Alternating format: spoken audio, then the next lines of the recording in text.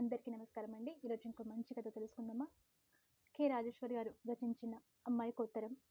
అమ్మా, నాన్నగారి సంవత్సరం కూడా అయిపోయిందిగా. ఇప్పుడైనా మాతో పాటు వస్తావా అమ్మా? ఏంటమ్మా, ఏం మాట్లాడవు? ఇంకా దేని గురించి నీ ఆలోచన? ఏం చెబుతుందోనని ఆత్రంగా తల్లి ముఖంలోకి చూశాడు దినేష్. ఇప్పటికిప్పుడంటే ఎలారా? పొలం కాలు గురించి మాట్లాడాలి. ఉన్న పళంగా ఇల్లు ఇలా వదిలేస్తే ఎలా?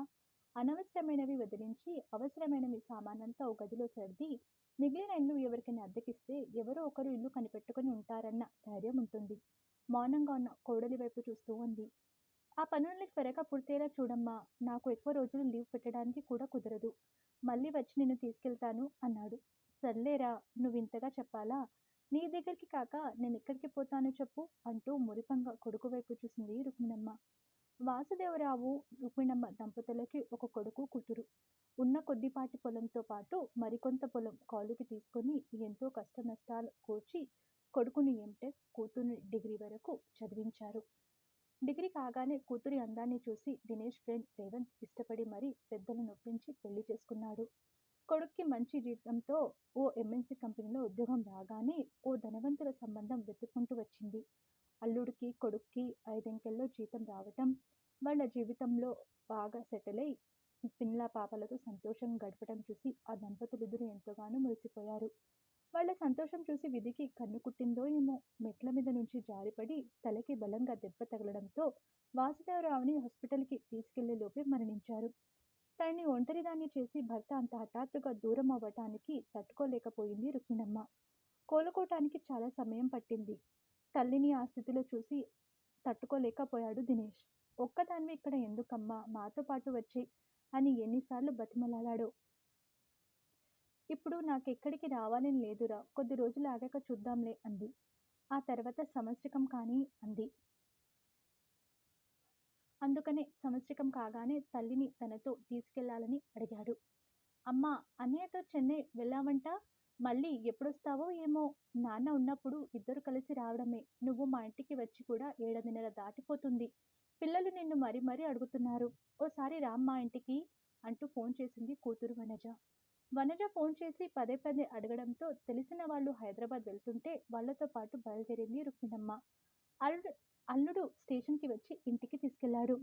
బాగున్నారా వదినగారు అంటూ పలకరించిన వియ్యపురాలు దుర్గమ్మని చూసి విస్తుపోయింది రుక్మిణమ్మ. నిండుగా పుష్టిగా ఉండే దుర్గమ్మ గారేనా ఇంతలా చిక్కిపోయారు? ఎలా ఉండే ఆమె ఇలా అయ్యారేంటి అనుకుంటూ బాగున్నాను వదినగారు, మీరు బాగున్నారా అంటూ పలకరించింది. అమ్మమ్మ అంటూ పరుగున వచ్చిన మనవణ్ణి మనవరాన్ని చూసి ఉండండ్రా, రాత్రంతా ప్రయాణం చేసి వచ్చాను కదా, స్నానం చేసి వస్తాను అంటూ బ్యాగ్ తీసుకుని లోపలికి వెళ్ళింది. స్నానం చేసి పిల్లలతో కబుర్లు చెబుతూ టిఫిన్ తిని కాఫీ తాగుతూ దుర్గమ్మని గమనించసాగింది. ఇల్లు ఈడ్చి తుడవడం, వాషింగ్ మిషన్లో బట్టలు వేయటం, కూరలు తరిగించి అంట్లన్నీ తోమి తుడిచి సర్ది పెట్టడం దగ్గర నుండి అన్ని పనులు చేస్తున్న దుర్గమ్మని చూసి, అదేమిటి వదిన గారు, ఈ పనులన్నీ మీరు చేస్తున్నారు, మాణిక్యం రావటం లేదా ఆశ్చర్యంగా అడిగింది రుక్మిణమ్మ. లేదమ్మా, మానేసింది అంది వనజ. కూతురి సమాధానం విని ఎందుకు మానేసింది? ఎన్నో ఏళ్లుగా సొంత మనిషిగా నమ్మకంగా పనిచేస్తుంది కదా అంది. ఒంట్లో బావటం లేదని 2 నెలల నుండి రావడం లేదు. మరి ఇంకెవరినైనా పనికి పెట్టుకోలేకపోయావా? ఏదో ఒకరోజో 2 రోజులో అయితే ఎలాగో చేసుకోవచ్చు కానీ రోజు ఇంట్లో పనంతా చేయాలంటే మాటలా? అందులోనూ మీ ఇల్లు చాలా పెద్దది. పైగా ఇంటి చుట్టూ మొక్కలు కూడా పెంచుతుంటారు. పిల్లలతో ఇంత పని చేయాలంటే కష్టం కదా. చాలా మందిని అడిగి చూశాను. ఎవరు దొరకటం లేదమ్మా. పనివాళ్ళు ఉన్నా లేకున్నా మన పని మనకి తప్పదు కదమ్మా అని నవ్వింది వనజ. తనేదైనా పని అందుకోబోతే కూతురుతో పాటు దుర్గమ్మ కూడా అడ్డుపడి చేయనివ్వటం లేదు. ఓ రోజు సాయంత్రం దుర్గమ్మ పెరట్లో మొక్కలన్నీ నీళ్లు పోయటం చూసి తల్లి పక్కన చేరింది వనజ. అమ్మా, మీ అల్లుడు ఈవిడ గారిని ఇక్కడికి శాశ్వతంగా తీసుకొచ్చేశాడు. ఈ మధ్య ఆరోగ్యం కూడా అంత బాగుండటం లేదు కదా. ఒక్కదానివి అక్కడెందుకు అని తీసుకొచ్చి దిగబెట్టాడు. ఆయనగారికేం పగలంతా ఏసీ గదిలో ఆఫీస్లో కూర్చుంటాడు. తప్పనిసరి తద్దినంలా ఈవిడ గారిని భరించాల్సింది నేనేగా. ఇక్కడ నేనేదో ఓపికగా ఉండి అందరికీ చాకరీ చేసేదానిలా కనిపిస్తున్నానో ఏమో. అందుకే నాకు ఒళ్ళు మండి కావాలనే మాణిక్యాన్ని మానిపించాను. మా అత్తగారికి తను స్వయంగా చేసుకుంటే తప్ప మరొకరు చేస్తే ఏ పని నచ్చదు. నువ్వు చేసిన మళ్ళీ తను చేసుకుంటుంది. కొన్నాళ్ల పాటు రావద్దు. అంతగా అవసరమైతే నేనే కబురు చేస్తానులే అని చెప్పానులే. ఇక నుండి ఈవిడ గారికి తిండి, తిప్పలు, మందులు, బట్టలు అన్నీ మేమే చూసుకోవాలిగా. ఈవిడ గారికి ఇన్ని జరిపి మళ్ళీ పని మనిషికి అంతంత జీతాలివ్వటం ఎందుకు? వాళ్ళ ఊళ్ళో ఉన్నప్పుడు పని మనిషి లేకుండా ఇంట్లో పనంతా తనొక్కతే చేసుకోలేదా ఏంటి? అక్కడ చేసినట్లే ఇక్కడ చేస్తుంది. అంతే కదమ్మా అంది. కూతురి మాటలకి కళ్ళు పెద్దవి చేసుకొని విసిరిపోయి చూస్తుంది రుక్మిణమ్మ.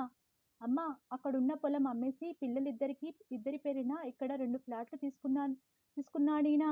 ఇల్లు కూడా బేరం పెట్టాం. దానికి కూడా అమ్మేసి ఆ వచ్చిన డబ్బుని ఈ ఇద్దరి పేరు మీద ఫిక్స్డ్ వేయాలనుకుంటున్నాం. అన్నట్టు మర్చాను, అన్నయ్య కూడా నిన్ను చెన్నై తీసుకెళ్ళాక మన ఊళ్ళో ఉన్న ఇల్లు, పొలం అమ్మాలని అంటున్నాడు. ఒకవేళ అవి కానీ అమ్మటం జరిగితే నాకు కూడా వాటివ్వాలి. ముందే చెబుతున్నాను. ఇవ్వకపోతే ఊరుకోను. వాడికెలా నచ్చచెప్పుకుంటావో నీ ఇష్టం అంది. ఆ మాటలు విన్నాక ఇక కూతురు చెప్పేవేవి బుర్రలోకి ఎక్కటం లేదు. ఏదో ఆలోచిస్తూ అలాగే కూర్చుండిపోయింది. మరునాడు సాయంత్రం వనజ ఫ్రెండ్స్ కాబోలు ఇద్దరు ఆడవాళ్ళు వస్తే హాల్లో కూర్చుని కబుర్లు చెప్పుకుంటున్నారు. వాళ్ళు వచ్చిన విషయం తెలియక ఉతికిన బట్టలు మడతబెట్టి ఎవరి గదుల్లో వాళ్ళవి సర్దటానికని హాల్లో నుండి బెడ్రూమ్లోకి వెళ్ళింది దుర్గమ్మ. ఆ తర్వాత పెరట్లోకి వెళ్ళింది. ఆ వచ్చిన వాళ్లలో ఒక ఆమె వెళ్తూ వెళ్తూ మొక్కల్ని పొదలను చేసి నీళ్లు పెడుతున్న దుర్గమ్మని చూసి, మీ పని మనిషి అన్ని పనులు ఎంతో చక్కగా బాధ్యతగా చేస్తుందే. మాకు కూడా ఎవరైనా దొరుకుతారేమో కాస్త కనుక్కో అంది. వనజ ఆ మాటలు విననట్లే వెంటనే టాపిక్ మార్చి వాళ్ళని గేటు వరకు సాగనంపింది. ఇంటికి ఎవరికైనా వచ్చినప్పుడు వాళ్ళకి ఎదురు పడవద్దని చిలక్కి చెప్పినట్టు ఎన్నిసార్లు చెప్పినా ఈవిడింతే. చూసిన వాళ్ళంతా పని మనిషా అని అడుగుతుంటే ఏం చెప్పాలో అర్థం కాక చస్తున్నాను. ఇంకా ఎన్నాళ్ళు భరించాలో ఈవిడ గారిని అంటూ దుర్గమ్మ స్నానానికి వెళ్ళటం చూసి తల్లి ముందు విసుక్కుంది వనజ. ఇంట్లో ఇంతకు ముందు ఉన్న పరిస్థితికి ఇప్పటి పరిస్థితికి చాలా తేడా కనిపించింది రుక్మిణమ్మకి.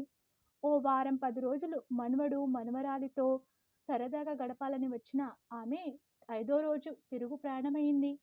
10 రోజుల తర్వాత కూతురికి ఉత్తరం రాసింది. అమ్మా వనజ, అన్నయ్యతో చెన్నైకి రాను, ఇక్కడే ఉంటానని చెప్పావంట కదమ్మా. ఎందుకని అని నువ్వు నన్ను ఎన్నిసార్లు అడిగినా ఎలా చెప్పాలో అర్థం కాక ఇప్పుడిలా నీకు ఉత్తరం రాస్తున్నాను. నిన్ను చూస్తుంటే చాలా మారిపోయావు అనిపిస్తుంది. నీలో ఉండే జాలి, ప్రేమ, కరుణ ఏమైపోయాయే అర్థం కావడం లేదు. చిన్నతనంలోనే భర్త చనిపోతే ఎన్నో కష్టాలు పడి ఆశలు కోరికలు చంపుకొని తిని తినక ఉన్న ఒక్కగానొక్క కొడుకుని ఇంత వాడిని చేసింది మీ అత్తగారు. వయసు పైబడి శక్తి నశించి ఆరోగ్యం బాగలేని స్థితిలో కొడుకు ఆదరణ కోసం వస్తే చివరి రోజుల్లో ఆమెను నువ్వింత బాధ పెడుతున్నావే, నీకేమైనా అర్థమవుతుందా? తిండి తిప్పలు బట్టలు అన్నీ మేమే చూసుకోవాలిగా అన్నావే, ఆమె కూడా ఇంచుమించుగా నా వయసుదే కదా. ఈ వయసులో మాలాంటి వాళ్ళం ఎంత తింటాం చెప్పు? ఆమె తినే ఆ 4 మెతుకులు నీకు భారంగా అనిపించిందా? మీరంతా తినగా మిగిలిపోయినంత లేదు ఆమె తినే తిండి. రేపేదైనా నా పరిస్థితి బాగాలేక నీ దగ్గర ఉండవలసి వస్తే నా గురించి కూడా ఇలాగే అనుకుంటావమ్మా. ఇక ఈ వయసులో ఒళ్ళు దాచుకోవటానికి ఏవో 4 సాదా చీరలు తప్ప మాలాంటి వాళ్ళకి పట్టు పితాంబరలు అవసరం లేదు కదా. ఆమెకి కొనే చీరలు అన్నీ కలిపినా నువ్వు కొనుక్కునే ఒక్క చీర ఖరీదు కూడా ఉండదు. నెల మొత్తం మీ అత్తగారికి అయ్యే ఖర్చంతా చూసినా మీరు మీ పిల్లలు ఒక్కరోజు సినిమా చూసి రెస్టారెంట్లో భోజనం చేసినంత కూడా అవ్వదు. అవునంటావా కాదంటావా? నిండా తిండి కూడా తినకుండా 25 కంటికి రెప్పలా కాపాడుకుంటూ ఎంతో ప్రేమగా పెంచుకోబట్టే నీ భర్త ఈరోజు లక్షలు సంపాదిస్తూ నిన్ను నీ పిల్లని ఏసీ గదిలో ఉంచి ఏసీ కాళ్ళలో తిప్పగలుగుతున్నాడు.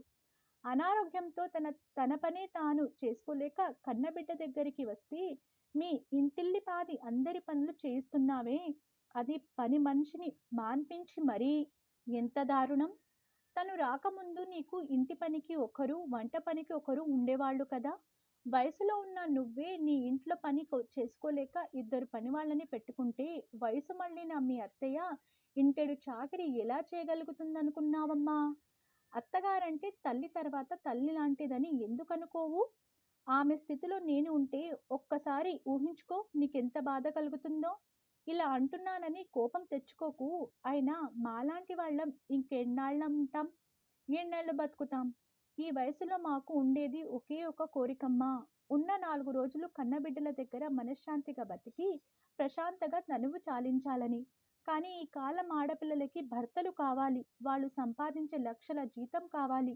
వాళ్ళ వెనకున్న ఆస్తులు కావాలి. కానీ వాళ్ళ తల్లిదండ్రులు మాత్రం వద్దు. నోరారా వాళ్ళని అత్తయ్య, మామయ్య అని పిలవటానికి కూడా ఇష్టపడడం లేదు. కారణం వాళ్ళు పరాయి వాళ్ళు, పనికిరాని వాళ్ళు, అంటరాని వాళ్ళు.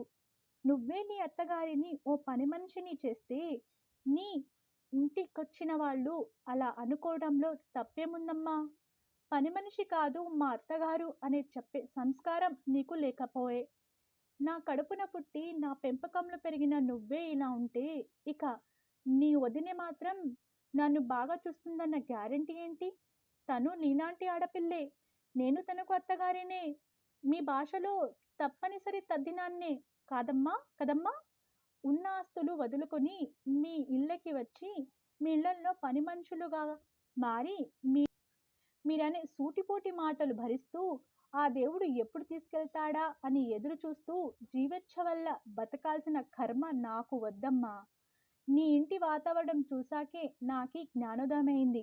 నువ్వే కాదు, ఈ రోజుల్లో చాలామంది కోడళ్ళు నీలానే ప్రవర్తిస్తున్నారు. అందుకే నా కంఠంలో ప్రాణం ఉన్నంత వరకు నా ఇంట్లోనే ఉండాలని, నేను ఉన్నంత వరకు నా ఆస్తులు కూడా అమ్మకూడదని నిర్ణయించుకున్నాను.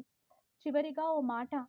నీలో జాలి, దయ, మానవత్వం అనేవి ఏమాత్రమైనా ఉంటే, ఈ చివరి రోజుల్లోనైనా మీ అత్తగారికి కాస్తంత సంతోషాన్ని, మనశ్శాంతిని కలిగించి, ఆమెలో ఈ అమ్మని చూసుకుంటావని ఆశిస్తూ, కాదు కాదు అభ్యర్థిస్తూ, మీ అమ్మ రుక్మిణమ్మ.